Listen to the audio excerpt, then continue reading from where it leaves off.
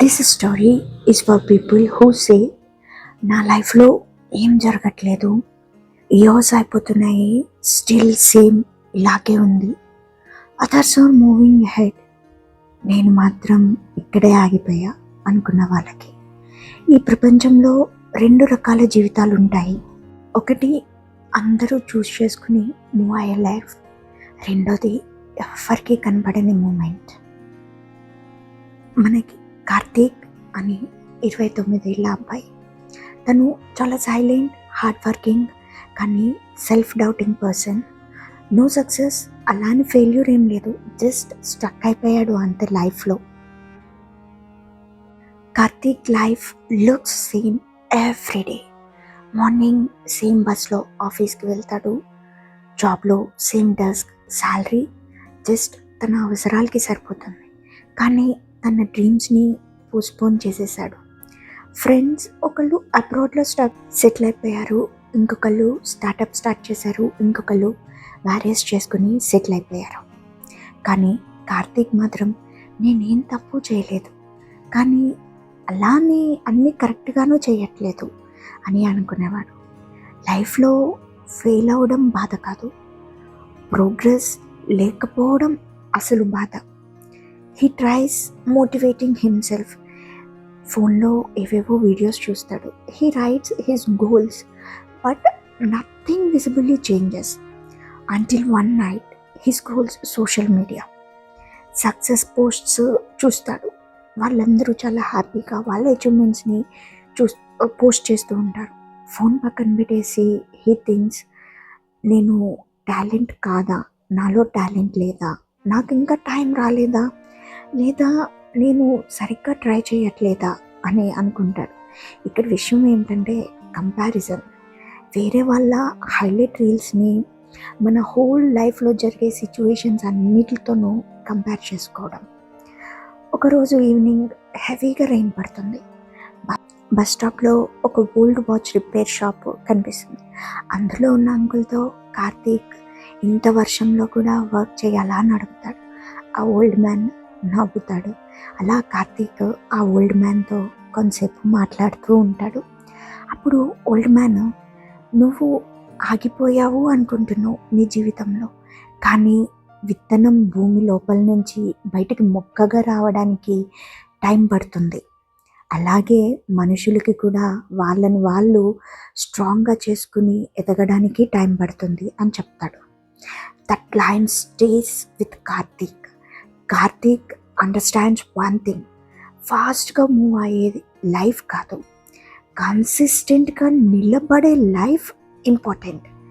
కాబట్టి Karthik, he doesn't quit his job, he doesn't announce his goals, he just improves one skill daily, stops explaining himself, starts respecting his own pace. ఈ ప్రపంచంలో బాగా success వినిపించాలి అనేది important కాదు, silent preparation చాలా అవసరమైంది. Opportunities వస్తాయి, అదేమీ మ్యాజికల్గాను రాలేదు, రాత్రికి రాత్రి వచ్చినవి కాదు, బట్ రైట్ టైమింగ్లో వచ్చింది. పీపుల్ సే సడన్ సక్సెస్ కదా. Karthik just smiles at their faces. సడన్గా కనిపించింది, కానీ జరిగింది చాలా రోజుల నుంచి తన ప్రాక్టీస్. మీ లైఫ్ ఆగిపోయింది అనుకుంటే జస్ట్ గుర్తుపెట్టుకోండి, ట్రైన్స్ ఆగితే స్టేషన్లోనే ఉంటాయి, ట్రాక్స్ మీద కాదు. ఫైనల్గా మనం స్ట్రాంగ్గా ఉండాలి. మీ లైఫ్ స్టేషన్లో ఉంది, ఆగలేదు, జస్ట్ నెక్స్ట్ జర్నీ కోసం ప్రిపేర్ అవ్వాలి అంతే. కొన్ని జీవితాలు స్టేజ్ మీద కనిపించవు, కానీ బ్యాక్ స్టేజ్లో కొన్ని రోజుల కష్టం వాళ్ళవి ఉంటాయి.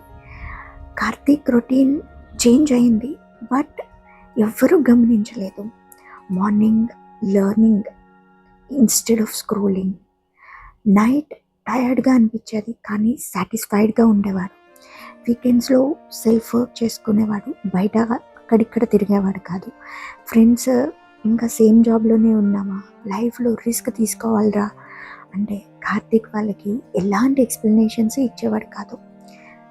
ఎర్లీ స్టేజ్లో ఎక్స్ప్లెనేషన్స్ ఇచ్చేవాళ్ళు ఎర్లీ స్టేజ్లో ఉంటారు, రిజల్ట్ చూపించేవాడు లేట్ స్టేజ్లో ఉంటాడు. Fear still exists, doubt still exists, but discipline start అయిన తర్వాత దాన్ని ఓవర్కమ్ చేయగలుగుతాం. He applies for opportunities, gets rejected once, twice and many times, but now rejection feels different. ఈసారి బాధ లేదు, ఎందుకంటే తనని తాను ఇంప్రూవ్ చేసుకున్నాడన్న నమ్మకం తనకుంది.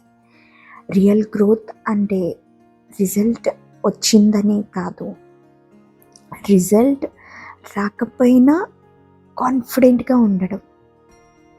That's it. మనకి కూడా లైఫ్లో కన్సిస్టెన్సీ ఉంటే ఆటోమేటిక్గా రిజల్ట్ అనేది వస్తుంది.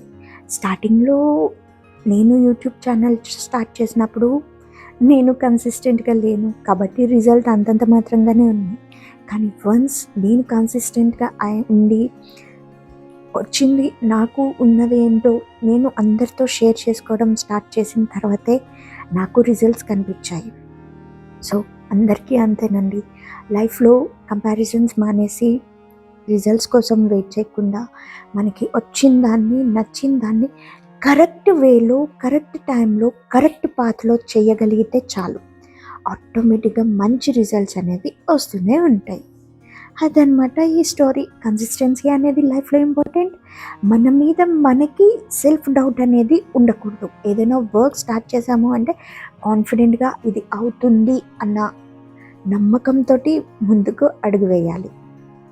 సో స్టోరీ అయితే అయిపోయిందనమాట. ఇంకా ఈరోజు వ్లాగ్లోకి వెళ్ళిపోతే పెద్దగా ఏం షూట్ చేయలేదు, జస్ట్ మార్నింగ్ లేచాను, హడావిడిగానే ఉంది అనుకున్నాను, కానీ కాదు, చాలా ప్రశాంతంగా డే అనేది కంప్లీట్ చేసుకున్నాను అనమాట. బికాజ్ ఎర్లీగా లేచాను, రోజు కన్నా ఒక 30 minutes ముందరే లేచాను కాబట్టి హాయిగా చేసుకున్నా. బ్రేక్ఫాస్ట్ కోసం ఇడ్లీ చట్నీ ప్రిపేర్ చేసా అండ్ చెర్రీకి లంచ్ బాక్స్లోకి పొటాటో ఫ్రై చేశాను. పొటాటో ఫ్రై మాత్రం సూపర్ టేస్టీగా ఉంది. టమాటో చారు ఉంటే చాలా బాగుండేది అనిపించింది అనమాట. బట్ టమాటో చారు అయితే పెట్టలేదు, ఎందుకంటే ముందు రోజు సండే రోజు వండిన ఫిష్ కర్రీ ఉండిపోయిందనమాట. అది ఫిష్ కర్రీ ఎప్పుడైనా సరే నెక్స్ట్ డేకి బాగుంటుందన్నమాట. అందుకని ఇంకా మా హస్బెండ్ కూడా ఫిష్ కర్రీ తీసుకెళ్తారు బాక్స్లో, అందుకని ఇంకేం వండలేదన్నమాట. జస్ట్ నా ఒకదాని కోసం ఎందుకని ఇంకా పిల్లల కోసం పొటాటో ఫ్రై చేశాను కదా, దాంతో సరిపెట్టుకోవడం కాదు, సరిపోయిందనమాట. ఇంకా టమాటో రసం పెడితే మళ్ళీ వేస్ట్ అయిపోతుంది, ఆయన బాక్స్లోకి తీసుకెళ్ళలేరు. చెర్రీ లంచ్ బాక్స్లో టమాటో రసం అస్సలు తీసుకెళ్ళాడు అనమాట. కొంచెము ముద్దగా అయిపోతుంది కదా అన్నము, అందుకని వాడు అంత ప్రిఫర్ చేయడనమాట. ఇష్టంగా ఏం తినడు దాన్ని. ఇంట్లో ఉన్నప్పుడు మాత్రం పెడితే ఇష్టంగానే తింటాడు, బట్ స్కూల్కి మాత్రం ఎందుకు ప్రిఫర్ చేయడు అంటే అన్నంలో కలిపేసి పెడతాను కదా, చప్పగా అయిపోయినట్టు అనిపిస్తుంది అనమాట వాడికి. ఇంకా వేస్ట్ అనిపించి నేను ఇంకేం చేయలేదన్నమాట. కిట్టు కూడా పొటాటో ఫ్రై అవి ఇష్టంగానే తినేస్తాడు. అదనమాట మార్నింగ్ స్టోరీ అయితే. చెరికి లంచ్ బాక్స్ స్నాక్స్ వచ్చేసి ఆరెంజెస్ పెట్టాను. ఆరెంజెస్ కూడా ఇష్టంగానే తింటాడనమాట, కాకపోతే ఒలిచి పెట్టమంటాడు స్కూల్లో కాబట్టి దాన్ని అట్లా పీల్ తీసేసి పెట్టినా తినేస్తాడనమాట నోరు మూసుకొని. ఇంట్లో ఉంటే మాత్రం దాన్ని మొత్తం తీసి ఆ ఆరెంజ్లో ఉన్న ముత్యాలు ఇస్తేనే తింటాడనమాట. ఇంకా చెరికి స్కూల్కి టైం అయింది అని చెప్పేసి ఇన్ టైంలోనే వెళ్ళిపోయాడనమాట నిన్న అయితే మాత్రము హ్యాపీగానే. సో కిట్టు కూడా వెళ్తున్నాడు స్కూల్కి, బట్ స్కూల్కి వెళ్తావా అంటే మాత్రం వెళ్ళను అని చెప్తున్నాడు. మేము చూడాలి ఇంకా మరి. నాకు తెలిసినంత వరకు మార్చ్లో అడ్మిషన్ తీసుకోవాల్సి వస్తుంది. నెక్స్ట్ మంత్ ఇంకా అడ్మిషన్స్ ఆల్రెడీ జరుగుతున్నాయి అన్నమాట అడ్మిషన్స్, బట్ మేము ఏంటంటే ఇంకా నెక్స్ట్ మంత్ తీసుకుందాంలే అనేది ఆగాము.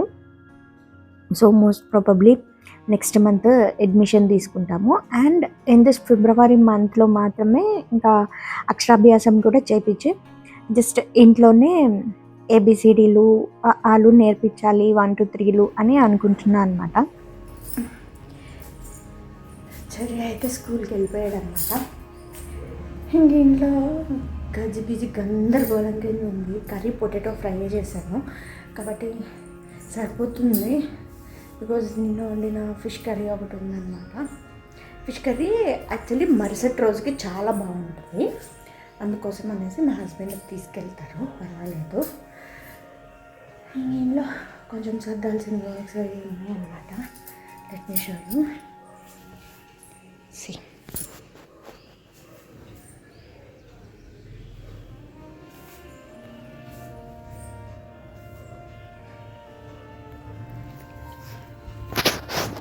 సో ఇవన్నీ సర్దేసుకుంటే ప్రశాంతంగా ఉండొచ్చు అనమాట. చేసుకోవాల్సిందైతే ఉంది. సో చెర్రీని దింపేసి వచ్చిన తర్వాత మా హస్బెండ్ కూడా ఒక చిన్న పిల్లలాగే బిహేవ్ చేస్తూ ఉంటారు. అందుకనే నాకు 3 పిల్లలనే చెప్తాను అనమాట బయట మాత్రం. Because he's also a kid to me. వాళ్ళతో కలిసి ఈక్వల్గా ఎంజాయ్ చేస్తాడు అనమాట. ఆ ఫేజ్ని సంథింగ్ ప్రతి ఫాదర్ కూడా ఆ ఫేజ్ని ఆ పిల్లలతో అలా ఎంజాయ్ చేయడం కూడా ఒక ఆర్ట్ అనే అనుకుంటాను.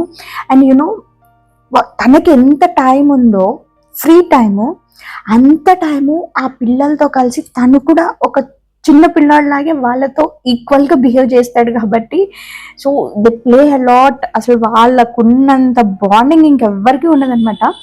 Of course most of the time పిల్లలు నాతోనే ఉన్నా కూడా, బట్ వాళ్ళకి వాళ్ళ ఫాదర్తో ఉన్న బాండింగ్ అనేది చాలా ఎక్కువే అనమాట. బికాస్ తను కూడా ఒక కిడ్ లాగే ఉంటాడు కాబట్టి వాళ్ళ దగ్గర.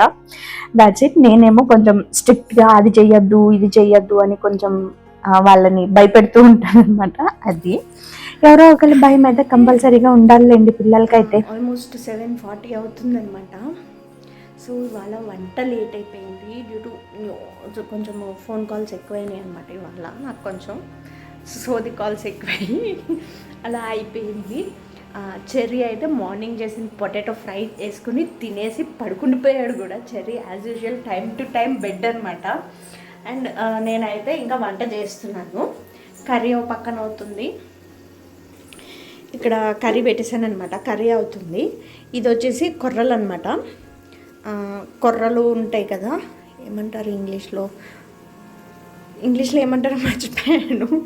కొర్రలు అనమాట. కొర్రలు వండాను, అది అయిపోయిందనమాట అది కూడాను. సో ఇంకా చెర్రీ వస్తే రైస్ తినేయడమే. రైస్ అంటే నేను మా హస్బెండ్ కొర్రలు తింటాము. Cherry Kittu will have rice అనమాట. సో కిట్టు ఆల్రెడీ తినేసి బెడ్ అయిపోయింది కాబట్టి ఆయన ప్రశాంతంగా పడుకున్నాడు. ఇంకేంటంటే బట్టలు ఉన్నాయన్నమాట, మార్నింగ్ వాష్ చేసినవి చూపించాను కదా ఆల్రెడీ, గోడల మీద వేసి పెట్టానని. అవి మడత పెట్టే టైం లేక మళ్ళీ తీసుకొచ్చి ఇంట్లో వేసాను అనమాట. ఇప్పుడు ఇమీడియట్గా అవి మడత పెట్టేసుకుని ఇవాళ అవి సర్దేసుకున్నాక పడుకోవాలని డిసైడ్ అయ్యాను. ఏ రోజు బట్టలు ఆ రోజు మడత పెట్టుకోకపోతే కుప్ప కింద అవుతుందన్నమాట. చాలా ప్రాబ్లం అయిపోతుంది.